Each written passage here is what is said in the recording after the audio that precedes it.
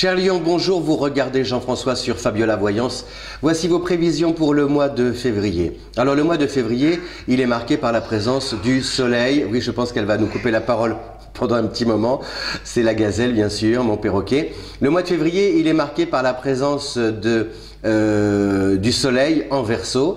Le soleil représente l'ego, la conscience, le jeu JE, et le Verseau, c'est la curiosité, la communication, aussi un talent visionnaire. Mais le Verseau est à l'opposé du Lion sur le zodiaque, ce qui fait que les relations avec votre entourage risquent d'être un petit peu tendues. On peut vous reprocher de n'en faire qu'à votre tête, de vouloir tirer la couverture à vous, de vouloir dominer les autres et la situation, etc.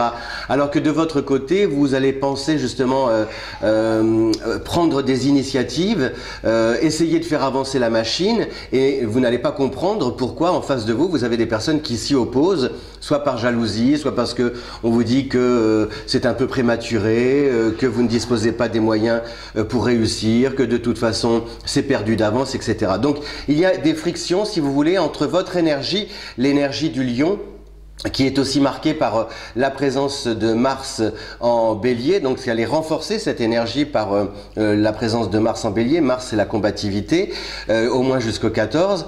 Alors il va y avoir comme ça des rapports de force dans le travail, dans votre vie personnelle, et ça ne veut pas dire que c'est négatif, parce que le Lion est quand même quelqu'un de relativement optimiste, et donc vous allez quand même essayer de pouvoir trouver des solutions et de tirer parti de la situation. Et puis quelque part, parfois le conflit n'est pas forcément négatif à partir du moment où chacun essaie de faire des concessions, d'y mettre du sien et de trouver un terrain d'entente.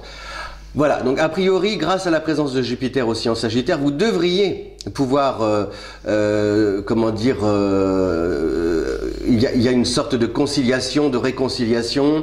Vous devriez pouvoir faire passer vos idées. Simplement, donc, attendez-vous à quand même devoir batailler pour qu'elles soient entendues et par la suite appliquées, parce que ce que révèle aussi la présence du soleil en Verseau, c'est que vous ne pouvez pas forcément agir seul. Donc ok, c'est vrai que vous avez du talent, c'est vrai que vous êtes plein comme ça d'énergie, mais vous avez besoin des autres pour pouvoir atteindre vos objectifs. Donc en plus, vous avez aussi Mercure qui est en Verseau jusqu'au 10. Donc il se peut aussi que vous ayez besoin des autres, même à travers des papiers, vous voyez, des écritures. Je veux dire par là, dans le travail, admettons, ok, vous avez une bonne idée, mais si le banquier ne suit pas, c'est pareil, votre projet n'avancera pas. Vous voyez, c'est un peu ce rapport-là. C'est-à-dire que ce n'est pas parce que votre idée est bonne, que votre projet est fiable, que vous allez pouvoir convaincre la Terre entière de vous suivre, de tenter l'aventure à vos côtés. Et donc il faut arriver à trouver, à arrondir les angles, à nuancer vos propos, et surtout à montrer aussi à votre entourage quel intérêt chacun peut retirer de cette affaire, de ce projet, de cette activité. Voilà, donc ça c'est vraiment la présence du soleil, de Mercure en Verseau qui crée des frictions, mais Jupiter en Sagittaire permet d'aller de l'avant, et Mars en Bélier vous donne la combativité, du ressort pour justement redoubler d'efforts et pouvoir aller plus loin encore. Voilà. Et puis sinon les autres planètes, on a aussi comment dire, elles sont en signe de terre et d'eau, donc ça vous concerne peu. Ah si, pardon, j'ai oublié, oui, il y a une planète qui vous concerne, c'est Mars. Quand Mars va rentrer en Taureau, puisque Mars quitte le Bélier le 14 pour entrer en Taureau le 15. Donc là, on passe d'une énergie pendant 15 jours très dynamique, même au niveau du corps, vous allez être en forme, vous allez avoir la sensation de soulever des montagnes.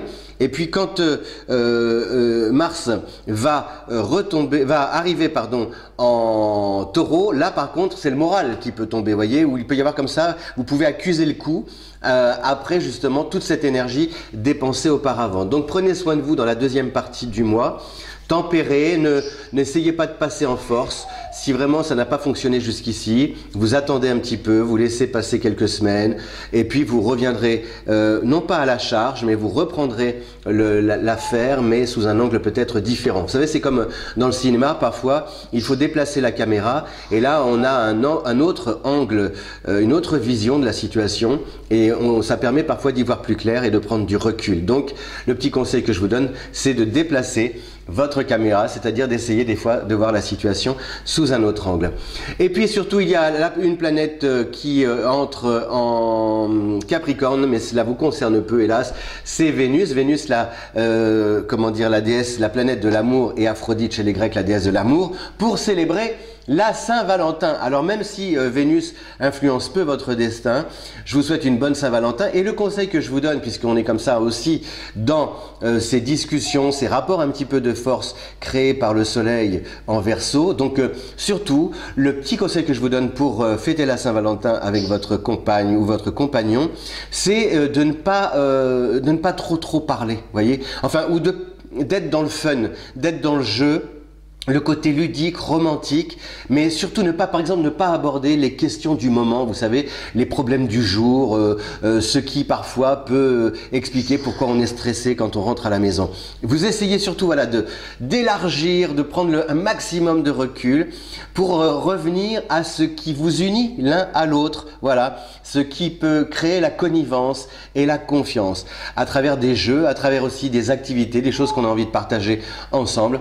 Donc, une manière de créer la surprise. Voilà, je vous souhaite, chers lions, une bonne fête de la Saint-Valentin et un très bon mois de février. Si vous aimez cette vidéo, eh bien partagez, excusez-moi parce que j'ai le nez pris, les bronches aussi, d'ailleurs écoutez, voilà, on m'appelle Marguerite Gauthier, la dame aux camélias, c'est moi.